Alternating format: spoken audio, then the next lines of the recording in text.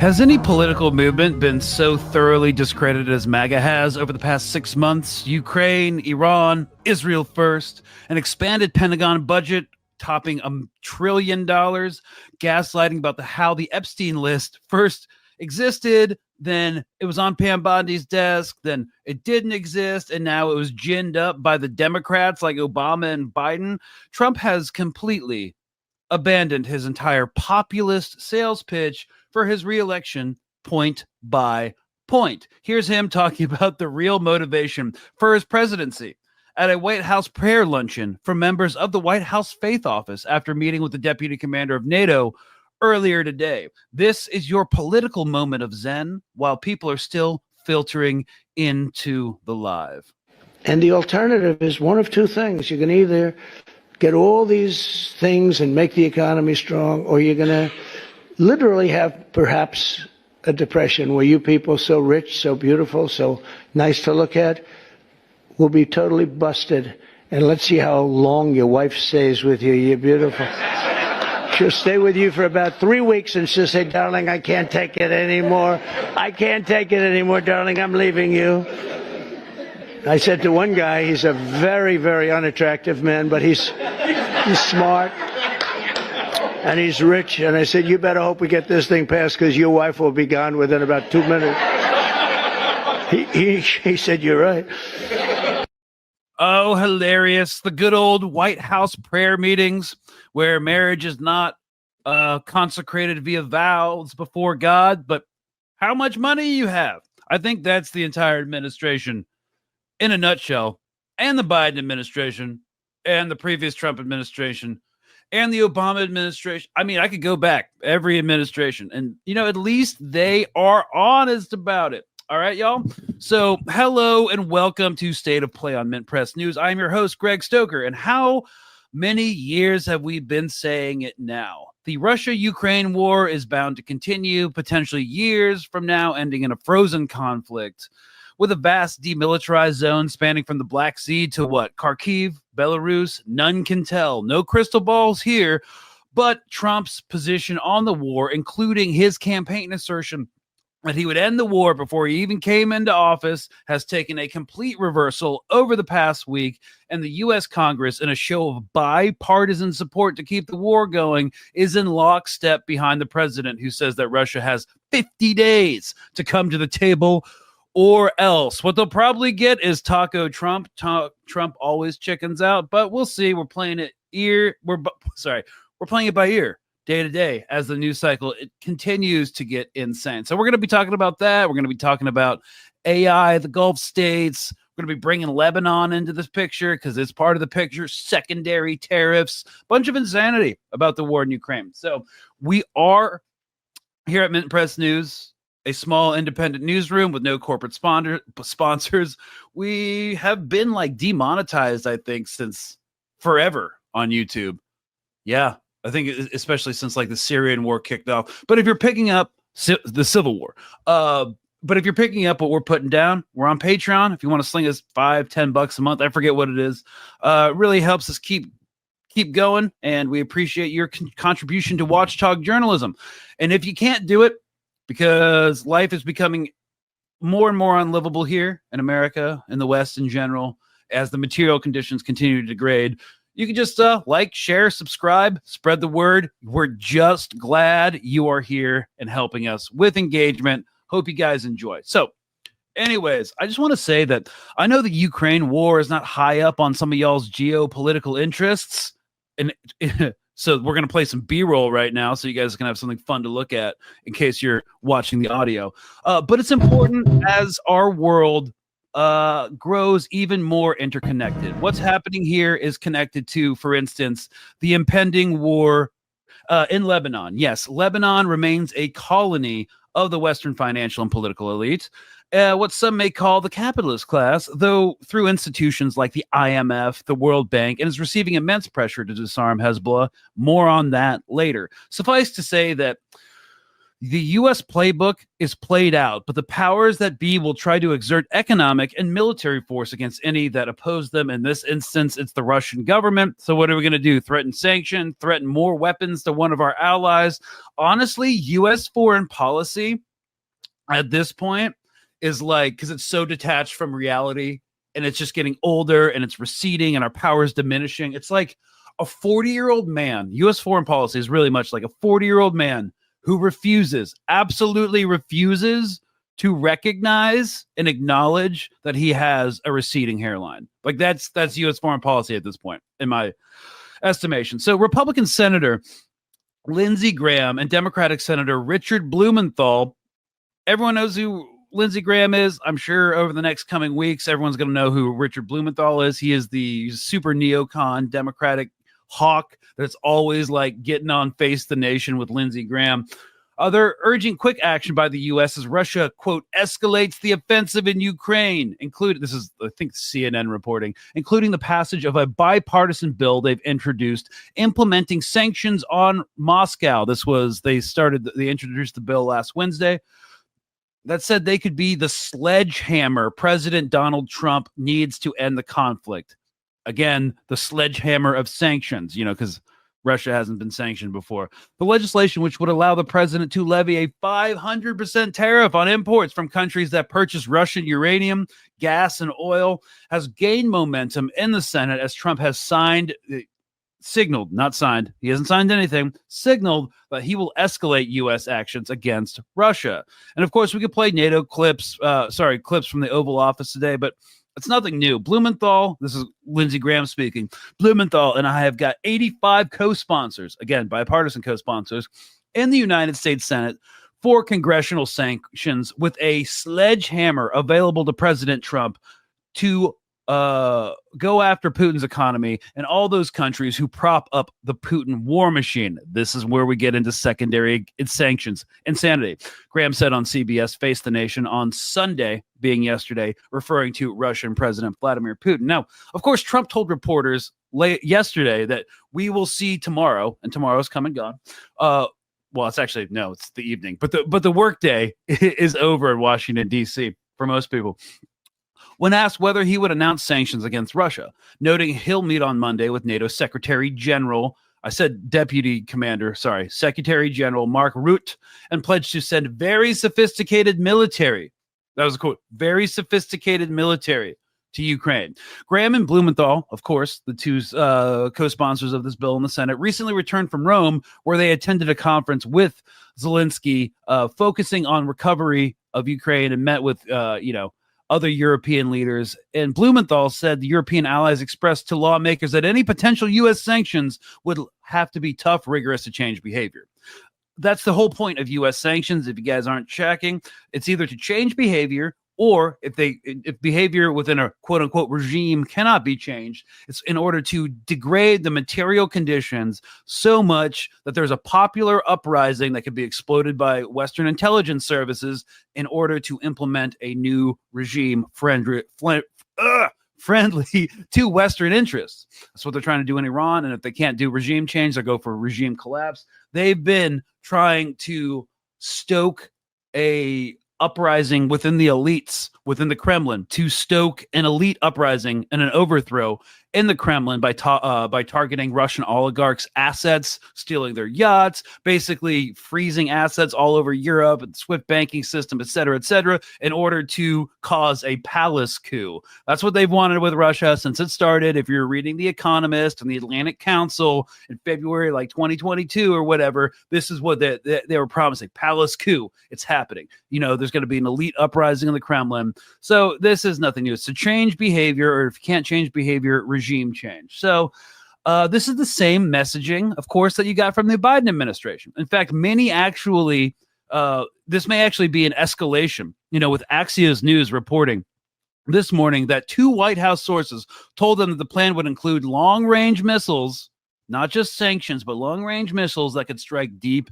inside Russia, a definitive escalation and a seismic policy shift for the Trump administration, who claimed boldly that, the war in Ukraine would be over before Trump even got into office. So, of course, that was never bound to happen.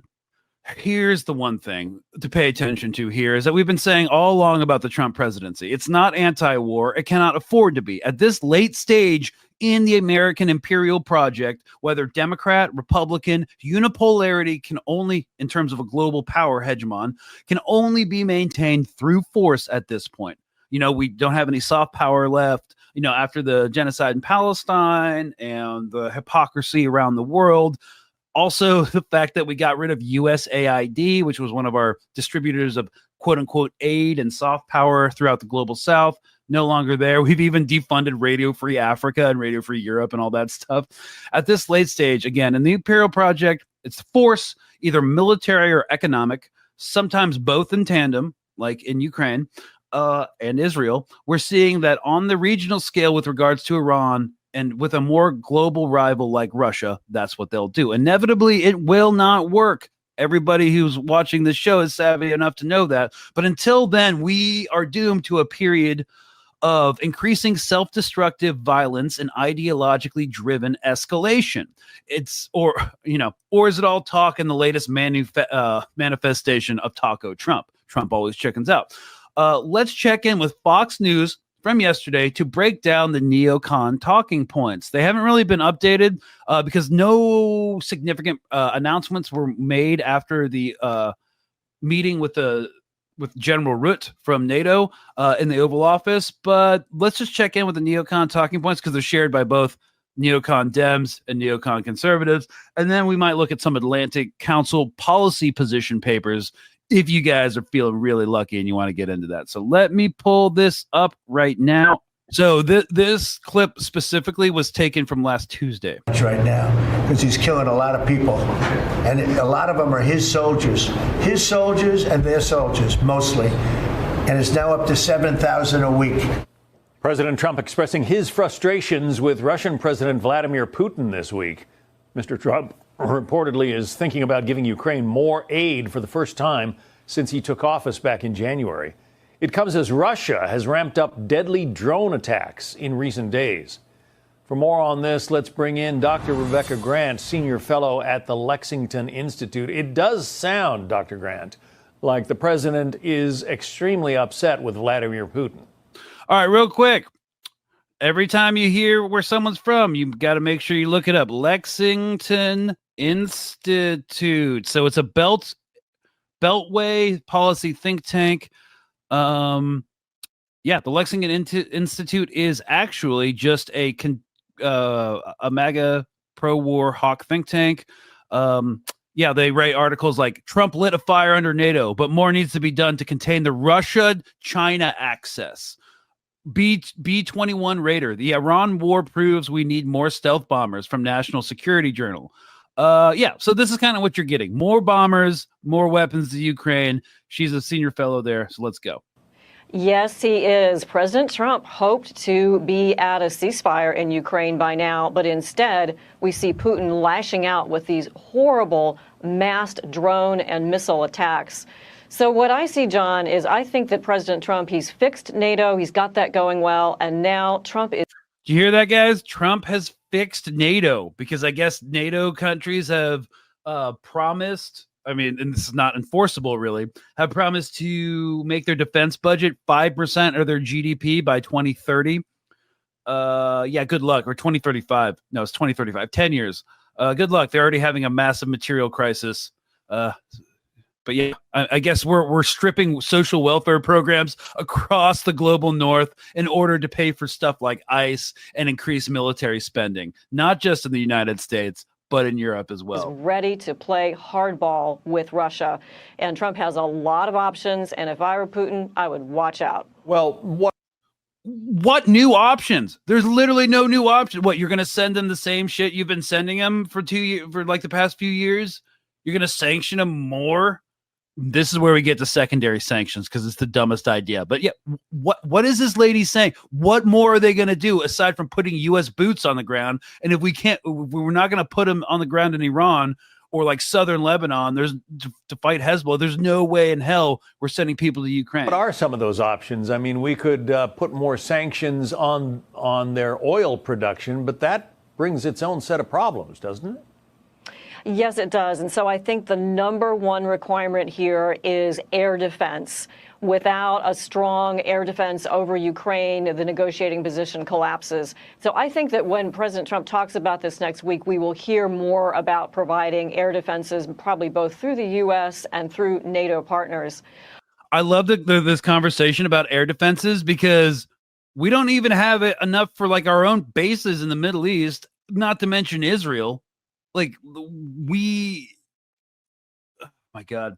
Yeah. I mean, look, guys, this is the Lexington Institute. It's all propaganda made to gin up consent for war. Then we're going to look at the Atlantic Council. It's all propaganda. This is why we actually don't call it the military industrial complex. We call it the military industrial media academic complex. So the media is like CNN, Fox News that gins up consent for war. But the academic aspect is not just college campuses written by like hawk professors in academia, but it's also think tanks. Think tanks are an integral part of the military industrial complex. So yes, more weapons to Ukraine. Make your corporate masters even richer. On the sanctions, that bill that Lindsey Graham talks about is ready to go. It's a 500% tariff on some of Russia's biggest customers, and it is moving its way along. So Trump has quite a lot up his sleeve at this point to deal with a recalcitrant and Putin who just has a taste for war. Yeah, Putin has a taste for war, but, you know, we're doing a genocide and bombing Iran, and, you know, we're the only country that's bombed as many countries as we have. But yes, it's totally not our hawkishness either. We can blame it all on Putin. I'm not saying you have to be a fan of Putin. I'm not, but this is so propagandized and detached from reality. It's insane. And then we're going to talk about why this is completely driven by ideology and is not not based out of anything factual. Obviously it's not, but let's just play this out because there's a lot of points I want to make that she's bringing up. She believes that the key to winning this war or getting closer to a negotiated settlement is by winning the air war with more with more missiles, with more air defense artillery. They just launched almost 800 drones this weekend, Russia, or last week. You know, we don't have the air defenses to deal with that. So, but okay, lady Rebecca Grant, Dr. Rebecca Grant from the Lexington Institute. Let's see what else you're cooking. The Ukrainians have just done an incredible job in fighting off the attacks of this much bigger and better funded ally. I think of the attacks on those bombers. We're gonna look at a live map later on, and we can see how, you know, they're losing quite a bit of ground. There's the drone attacks on the Russian bombers that were more than 1,000 miles away from the Ukrainian border a few weeks ago. But is there more that the president could or should do? I'm talking about President Trump now. Could or should do to help the Ukrainians out? See, if you look at the questioning, and I just wanted to harp on this for a second because it's very telling about how all this works. He said these are like pre-planned. They have pre-interviews. Like, very rarely do I go on a platform where I have to do pre-interviews because I'm usually not on big ones like Fox or CNN or NBC. I mean, for Al Jazeera or Democracy Now, you'll do like pre-interviews. But all of this was covered in the pre-interview. He's like, what kind of questions are you going to ask? Well, it wasn't him. It was his producer. And they kind of orchestrated it, the tempo of the conversation. And now they're the part where she's like, this is what Trump should do. It's going to be more hawkish than what he's already said he was going to do Monday, that being today. Well, there is always more. I think the tactical situation is Ukraine is holding Russia pretty well on the ground. The real pressure is these massed drone attacks, which are so much bigger than anything that we've seen. They're going against civilian targets. It's typically a bunch of Iranian-made drones, some decoy. Okay, yeah, roping in Iran. You know, this is why they're starting to call. So this new form of messaging that's starting to coalesce right now is they're building another axis. You know, the axis from World War II, and then George Bush brought up the axis of evil, like Saddam, North Korea, the Taliban, Al Qaeda, brought in Libya. You know, at the Obama brought in Libya. So now they're talking, and this is interesting. They're talking about a Russia, China, Iran, and North Korean axis now. So it's the same old regurgitated global war on terror propaganda, but they're really pushing this. And if you've been, and I follow Chatham House, the Atlantic Council, Brookings Institute, they have been putting out an absolute think tank policy blitz right now, and this is all part of it. And then 10 or 20 really difficult, either hypersonic or cruise or ballistic missiles scattered in there. And that is directly to pressure the NATO allies who are providing air defenses. So I'd really like to see President Trump greenlight another drawdown to provide Patriot missiles, more of the Norwegian U.S. NASAMS. They've got a 94% success rate. And hey, you know, the European partners and others are doing really well. Australia has sent its wedge-tail plane there to help track aerial threats. Oh my God, guys, they sent the wedge-tail plane. This is really going to turn stuff around. All right, now we've gone through the talking points. Now let's actually talk about what's going on here. So an issue here is that the Western hawks refuse to incorporate into their plans, at least superficially or in terms of like analysis, is that Russia views the war in Ukraine and NATO expansionism as an existential threat, a threat to their existence. And you might not like it or understand the Russian position, but the reality here is that there's nothing we can really do to change it. We are locked in this forever war, you know, rhetoric pushed by the military industrial think tanks that all Ukraine needs is a silver bullet, wedge tails from Australia, right? One more weapon systems to win the Ukraine air war, one more round of sanctions, now secondary sanctions of countries that trade with Russia, and it will break the Russian economy, and they will be forced through economic reasons to abandon the war and adopt a softer negotiating position. So what is the definition of insanity again? The Russian position was laid out in June of last year. Russia demands for ending the war in Ukraine include territorial concessions, Ukrainian neutrality, and restrictions on its military capabilities. You know, specifically, Russia demands the ceding of Ukrainian territory, including regions that are technically not fully under its control, and Kiev's agreement not to pursue NATO membership. Whether you think those terms are crazy or not, they're not going to budge on them, most likely. You know, and they also see limitations on Ukraine armed forces and weapons system, effectively aiming to demilitarize and neutralize Ukraine. And why would they, within the context of great power politics, where there are no good guys, back down from that position? What Ukraine really needs is more manpower. Right.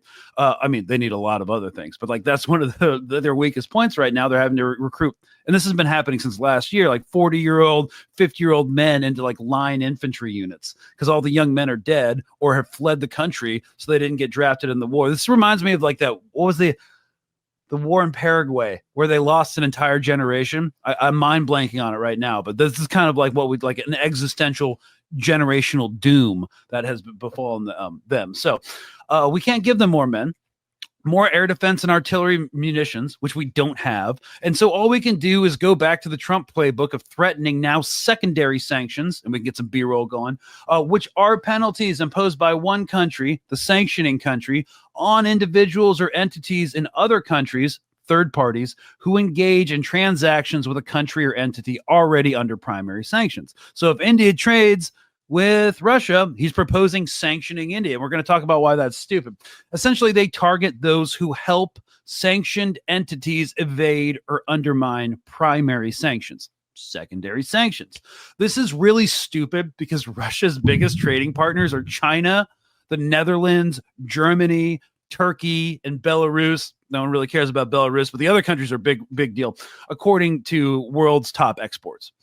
China is the largest, followed by the Netherlands, and then Germany. Turkey and Belarus are also significant partners, and India has had strategic relationships with Russia since the Cold War. And don't really want to spend a lot of time dwelling on this, but it's indicative that the Trump and his foreign policy team doesn't know what it's doing. We've already proven unwilling to sanction China as much as he threatened due to many reasons, including the shock to global markets, which the U.S. relies on for the health of its own economy. One of the reasons the 12-day war with Iran, for instance, was negotiated was because the Iranians were threatening to mine the Strait of Hormuz and shock the oil market. Of course, there's other reasons. Israel was getting hammered. There are running out of their strategic deterrence, which was their integrated air defense artillery system. But that was one consideration. So sanction Germany, the bedrock of NATO's future industrial base, now that EU countries have agreed to ramp up defense spending to 5% GDP by 2035. Like what? Sanction the Netherlands, a crucial diplomatic ally. Turkey, hugely important for the U.S. plan for a, quote, new Middle East. Sanction India for buying Russian products, potentially alienating one of our greatest regional allies against China. The bottom line is Russia has cultivated strong trade ties with countries like China, India, Turkey, and Brazil who are not participating in Western sanctions. And we knew this was going to happen. Let's look at Marco Rubio talking about why sanctions don't really matter. Marco Rubio being our Secretary of State. And I think this was from last year. Wait, I'm not really sure. I'm going to have to fact check this. But yes, this is him talking specifically about why sanctions aren't going to work and why this is absolutely stupid. And Marco Rubio is not a dumb guy. He's actually really smart. He's just a sociopath who will do anything for access to political power. So even our Secretary of State knows this isn't going to work, but we're going to do it anyways, because why not? Brazil, in our hemisphere, largest country in the Western Hemisphere south of us, cut a trade deal with China. Okay, so that must have been from last month or in May. Western Hemisphere south of us cut a trade deal with China. They're going to, from now on, do trade in their own currencies, get right around the dollar. They're creating a secondary economy in the world, totally independent of the United States. We won't have to talk about sanctions in 5 years because there'll be so many countries transacting in currencies other than the dollar that we won't have the ability to sanction them. That's right, guys. They know it. Like, everybody knows it, but this is all, again, propaganda for the war.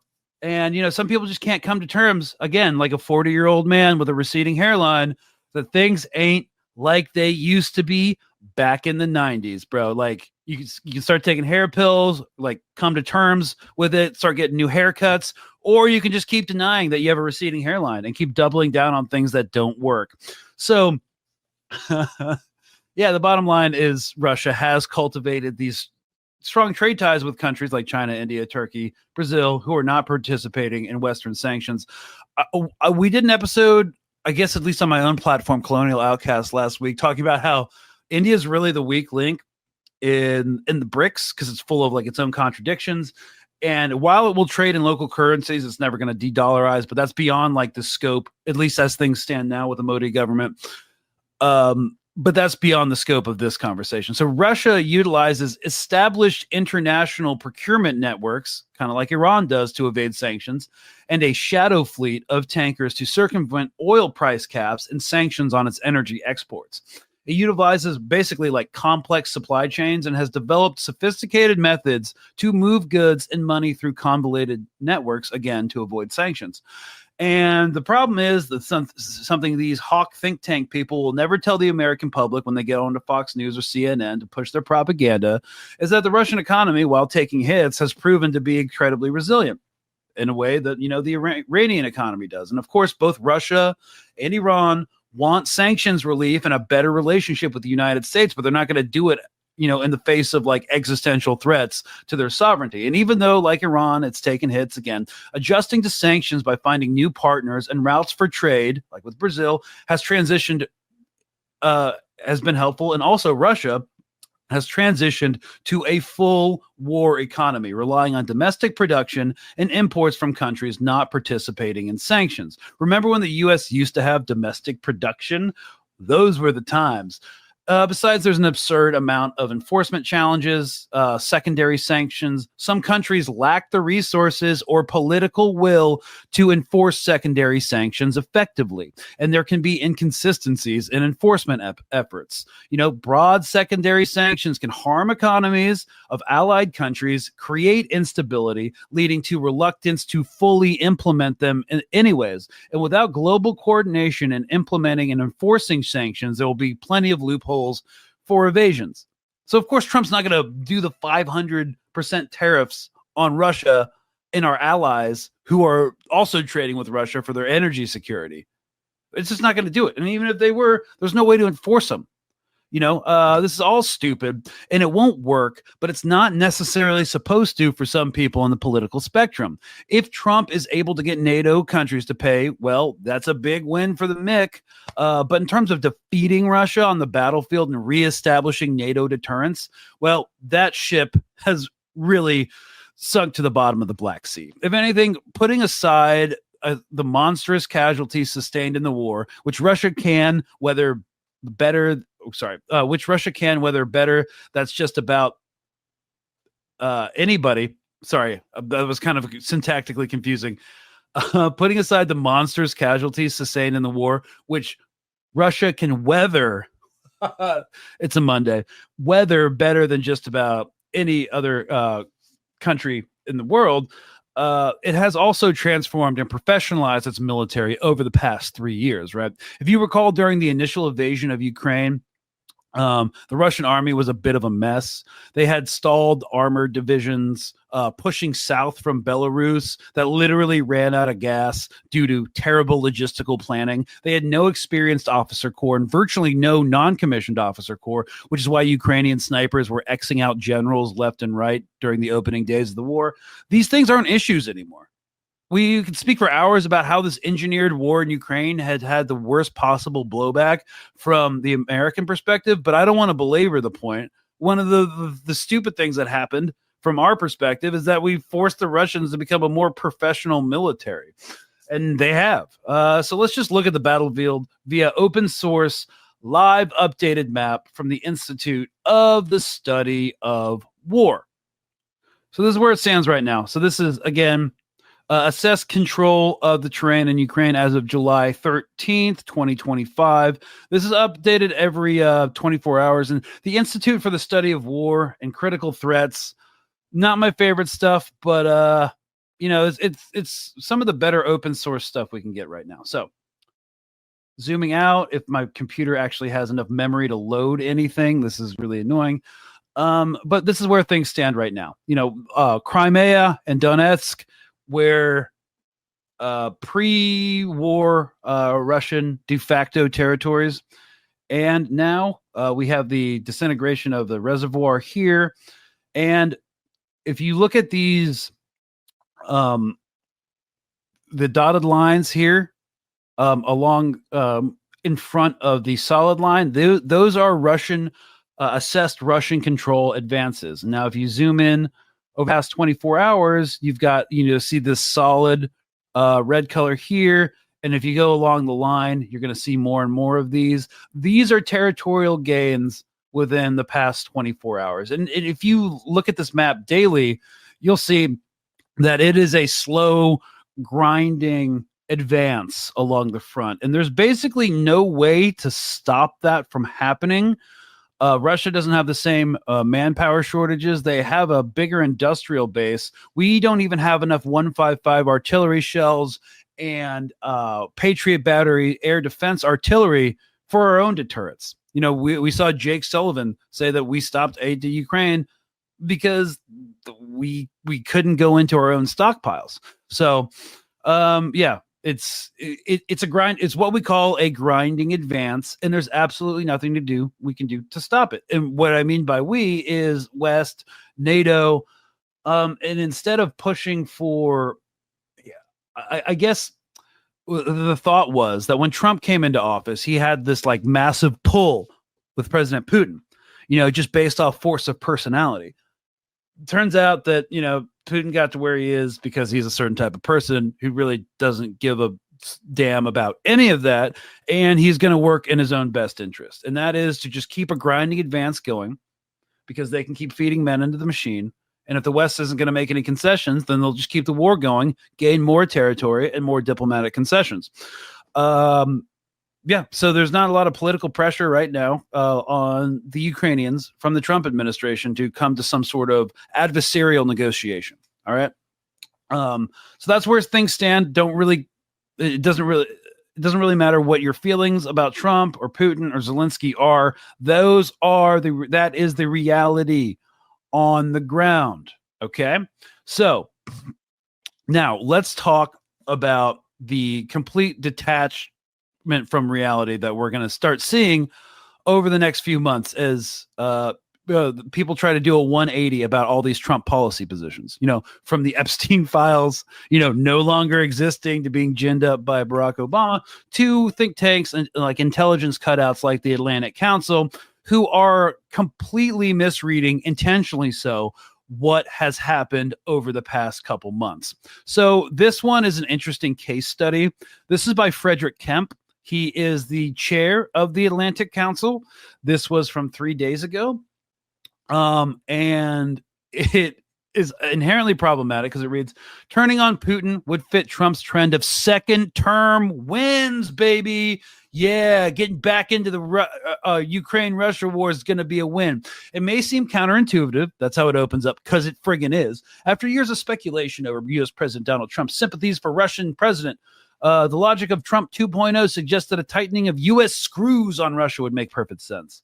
In his second term, Trump has defied his critics with several major international wins, and he's relished the results. His green light for the June 22nd U.S. strikes on Iranian nuclear-related targets was a stunning interpretation of what defines America first.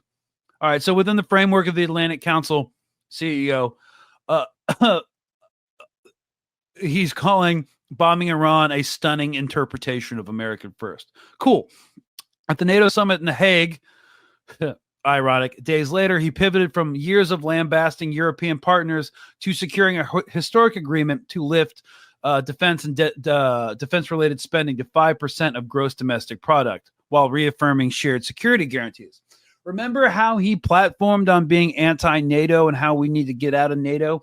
Turns out he's fine staying within NATO as long as they pay more.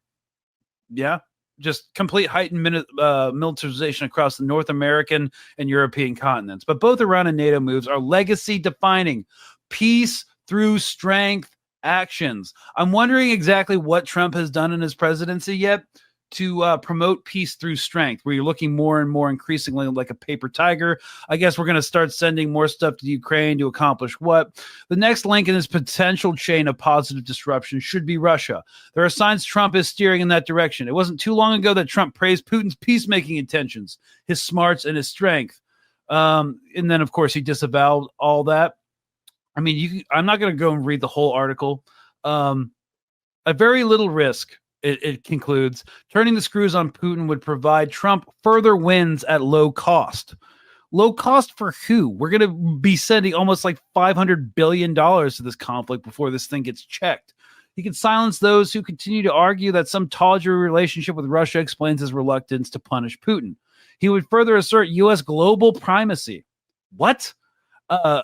Adding the reassertion of deterrence in Europe to that in the Middle East. And if bringing peace is motivating Trump, he's only going to get there providing Ukraine more leverage for any coming negotiations.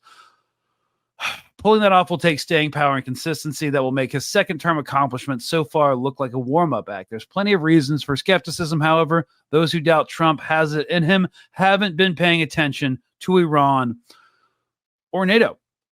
So one of the reasons think tanks exist, and one of the overriding philosophies behind them, is that all these politicians cannot, and all these policy and decision makers and military commanders cannot afford to be subject matter experts on every regional conflict or every part of the world. That's why they write these policy papers, and they're given gravitas and funding. And, people think because they're a think tank, that means they're smart, but they're pushing policy agendas. And this article from the head of the Atlantic Council was aimed directly at Trump and his officials within the Trump administration. If you remember from early on in his first term in 2016, he would not read intel briefs.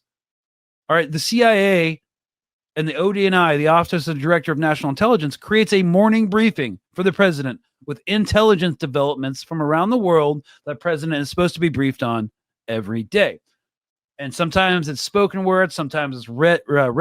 But there was an expose that came out, I think it was in the New York Times, that the only way that they could get him to listen to the intel brief or read the damn thing was to insert his name in a flattering way every 2 goddamn sentences. And this is what this Atlantic Council policy paper reads like. there's actually no policy advice at all. It's just keep funding the war because, like, there's no strategy behind it. There's nothing. It's just, this was just a puff piece to flatter Trump. And, he's notorious.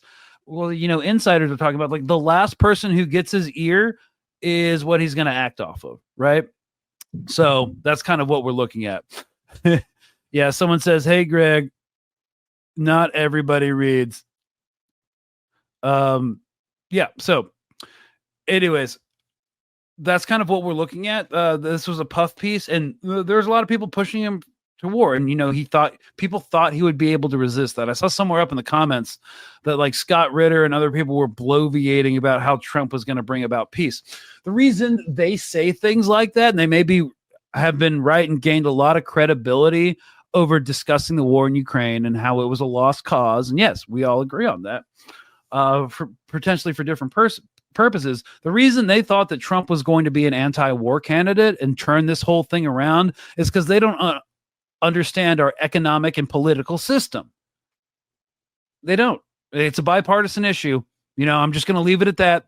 There's a reason every U.S. president is an imperialist. Every U.S. president expands the funding for the war state, and they expand the funding for the police state, which are the same state. It's all about hegemonic control. And as our diplomatic and soft power and economic power recede over the globe, all the masks are coming off, all the furniture on stage is being taken away, and all you'll have is the iron wall behind the curtain of force.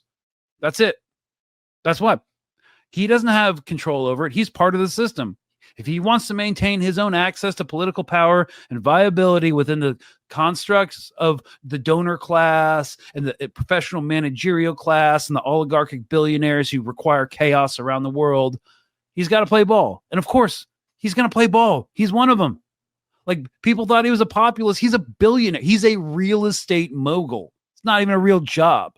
So, yeah, someone says it's because they don't have a Marxist-Leninist understanding of empire.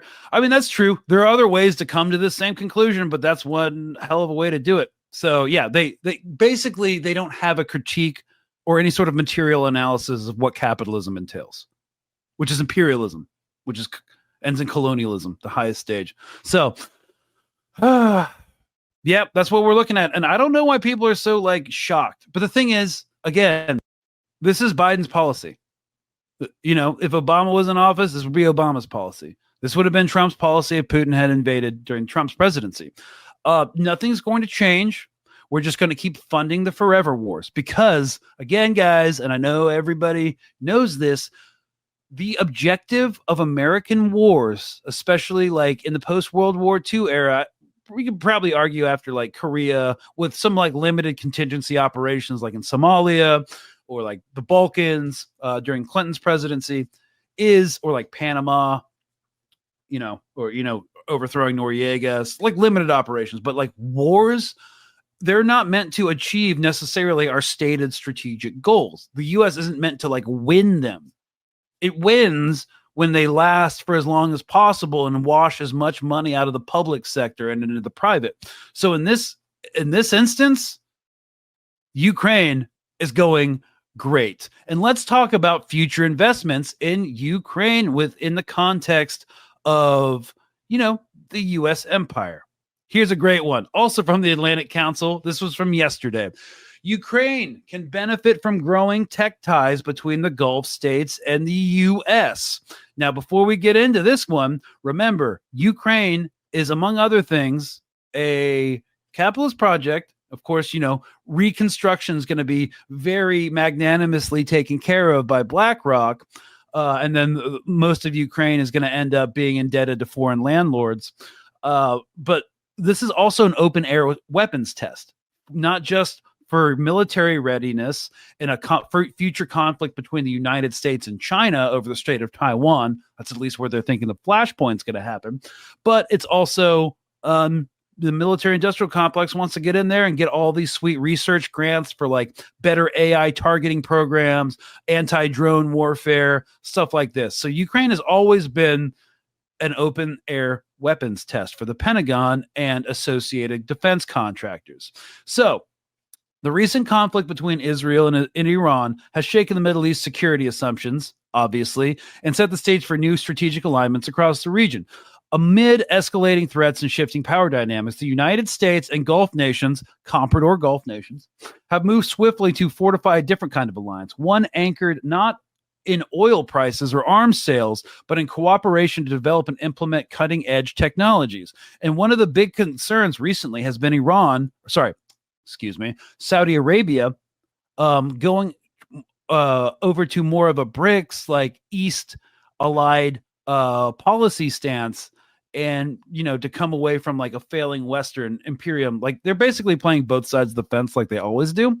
But one of the ways that the Trump administration and the tech sector in general sought to bring Saudi back into the fold, because like we weren't going to give them like nuclear weapons or anything, but we wanted to sweeten the deal by investing in AI infrastructure to rival China and their digital Silk Road through Iran and stuff. So it's too late in the game to do that. It's kind of like there's too late in the game for the IMET corridor to compete with China's Belt and Road Initiative, but they're going to try. And Ukraine's going to be a big part of that, because Ukraine is where a lot of this AI is tested. So this emerging U.S. Gulf tech partnership really is not only a response to regional instability, but it's also a platform for global influence, right? They're trying to make it a platform for global influence. For Ukraine, it basically presents a strategically exciting opportunity to deepen engagement with both Washington and Gulf nations, while also advancing the country's own recovery and integration into established international innovation networks. And behind all of this,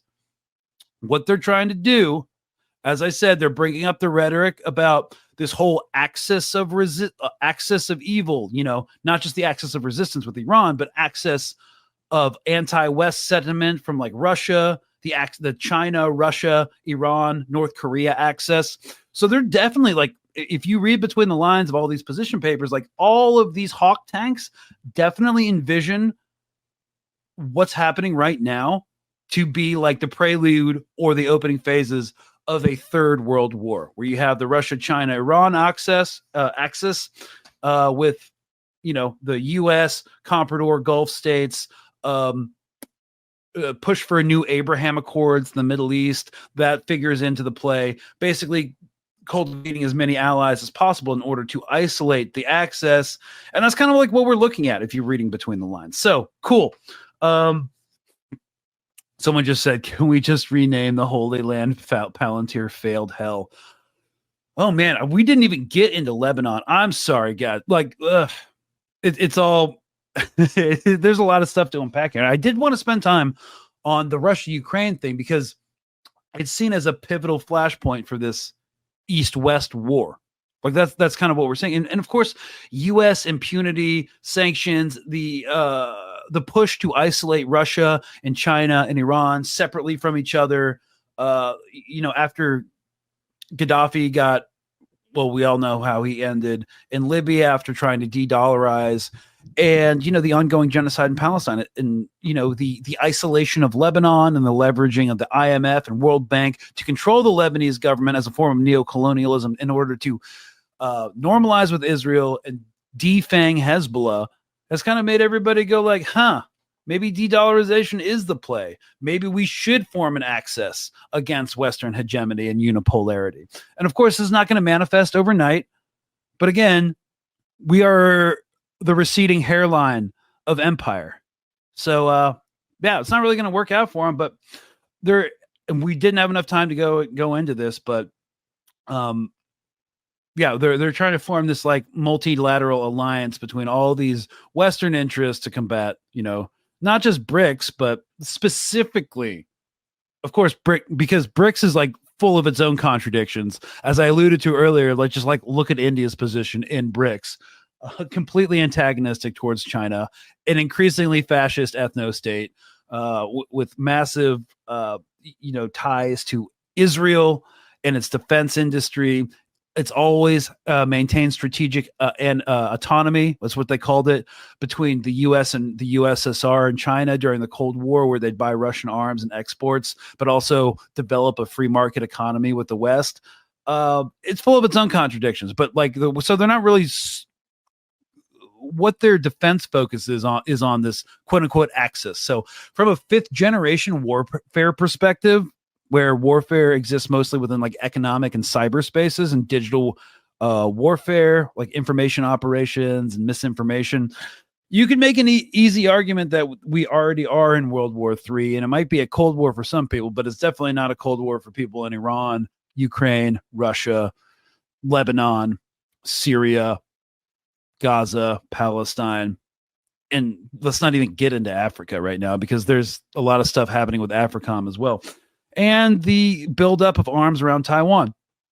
So I guess that's where we're gonna end, and I'm gonna look at some questions real quick.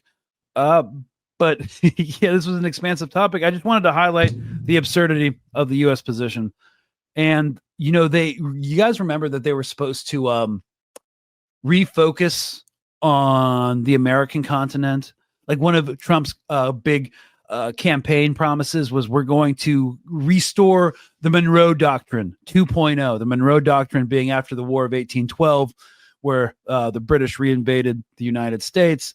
President Monroe basically signaled to all the European powers, the French, the Spanish, that the United States had complete dominion over the Western Hemisphere, and that any interference in that would be seen as an act of war. So we thought we were going to see a re-engagement and focus solely on the Western Hemisphere in a drawing down of global entanglements.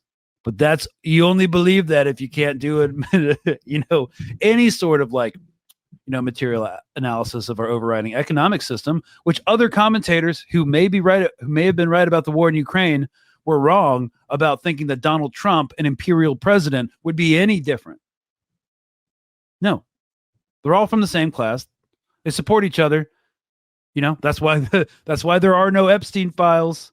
Because, both Democrats, Republicans, Fortune 500 people and oligarchs may or may not be on them. And you know what? They are really good, these guys, at expressing class solidarity. Better than any, because they know it's good for them.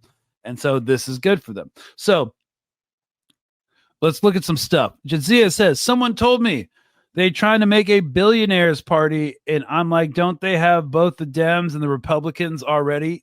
Damn, that's a zinger. Well, actually, no, because they've got the corporatists as well. The Democrats are more like the Fortune 500 white collar people that only have like 300 million in recognizable assets.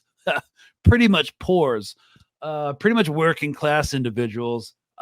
They're still like generally mostly like East Coast liberal elites. But when push comes to shove, they all know what side the bread is buttered on. But so they do have culture war issues and stuff, but they still want no capital gains tax, foreign wars, et cetera, et cetera. One thing that I do think that a lot of the professional managerial class doesn't like is a lot of this chaos run by the Trump administration, because they like these long-term trade deals that take a long time to see a return on investment, and like infrastructure projects that chaos isn't good for. So there's always like factions and infighting within the upper echelons, but at the end of the day, they sit on the same boards and they know what's good for each other. So they're going to eventually toe the line when it comes down to it. Even if they don't like Trump, they find him odious and they hate how he does business, they will toe the line in order to maintain access to their privilege, wealth, and access to political power. So yeah, there are differences, but nope. They all protect their own interests, and at the end of the day, they will express class solidarity. So, yes, U.S. uniparty, they don't live under democracy, they live under capitalism. It's not a monolith. There are factions, but again, they know where their bread is buttered. The billionaires want nothing but civil war, and I'm sure the Americans will comply. Yeah. I mean, I'm cool with the civil war as long as it's like class wars. Be like ICE and the rest of us. ICE, the billionaires, the corporatists, and like everybody else. Worse things could happen. So Casualties say, I think Gaza proved liberals will sacrifice the liberty of others for their own safety, whereas leftists will sacrifice. Yeah, we're about to find out. aren't we? You know, I think the most frustrating thing about the Epstein files is that all of a sudden Democrats care about it. It's just like when Trump bombed Iran, they didn't care that he bombed Iran because they're ideologues too and political reactionaries too. They just said, like, you know, you need to go through the Senate. You need to go through the proper channels first. It's like if this was Star Wars, it'd be like Emperor Palpatine. You can absolutely build a genocidal death machine and call it the Death Star, but make sure you consult the Senate first. Yeah, that's why they always side with the fascists, the liberals, because in the end, they exist under the current economic system and political system. They benefit from it materially, and they will sacrifice their quote unquote principles, which they don't have any, but they will do whatever they need to do in order to maintain their privilege, wealth, and access to political power. So, okay. Scott Ritter got on GG yesterday, endorsement of it. Ugh. Oh, Scott Ritter was on George Galloway. George doesn't really challenge anybody. I've been on his show like 3 times, and I've had some hot takes. He actually challenged me when I said that Trump was a war candidate. And I was like, okay, well, we'll see. And now we see. Okay. It's also because George can't do any sort of or doesn't want to do any sort of analysis of the overriding system, even though I do like a lot of his takes. But yeah. The West lost all legitimacy in the last decade or two. Too many Hillarys laughing madly. I assume that's a reference to Gaddafi. Excellent. Agreed. So, class war has to be global. This is why we have to stand in like transnational solidarity with all these things. Like, you can't just be a one issue person. Like, that's what was so frustrating when Harris was on the campaign trail. Like, everyone who was talking about Gaza, you know, they didn't want to hear it, and they're like, I can't afford to be a single issue voter. I was like, motherfucker.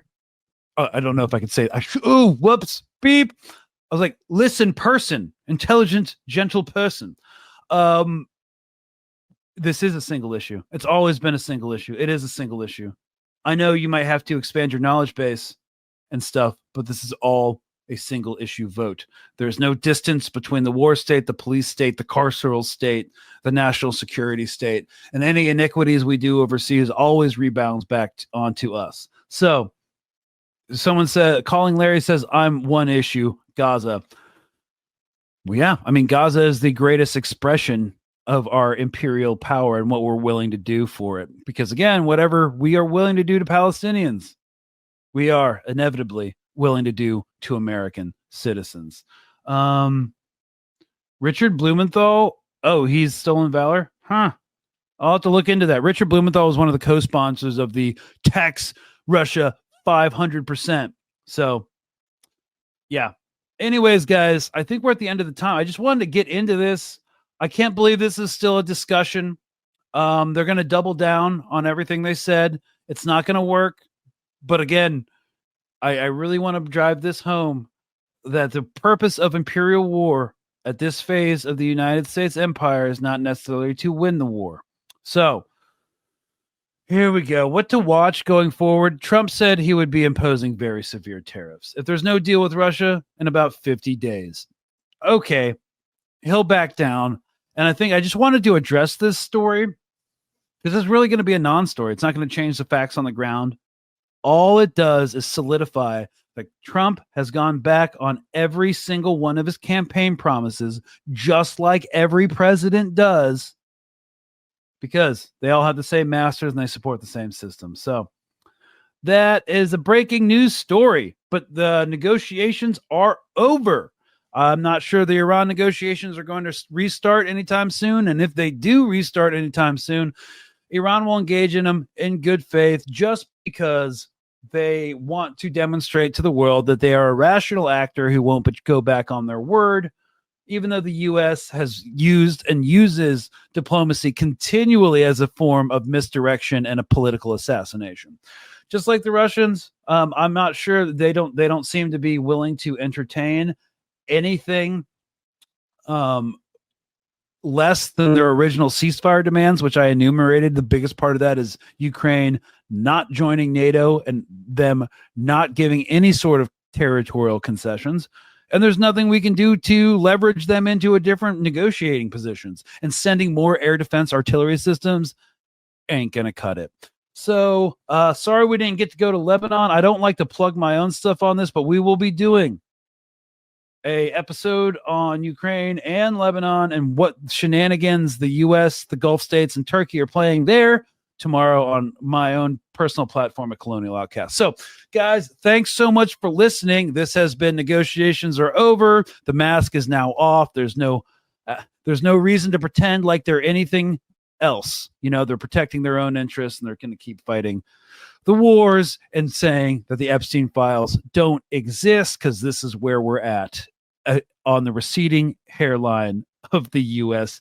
empire. Yeah, free Palestine and screw ICE. And we will see you Thursday because we're now doing State of Play twice a week. So something crazy will happen, and I'll see you next Thursday at 5 p.m. Eastern Standard Time. Thanks, y'all, for watching, and have a good Monday night. It's going to be a hell of a week. Cheers, y'all.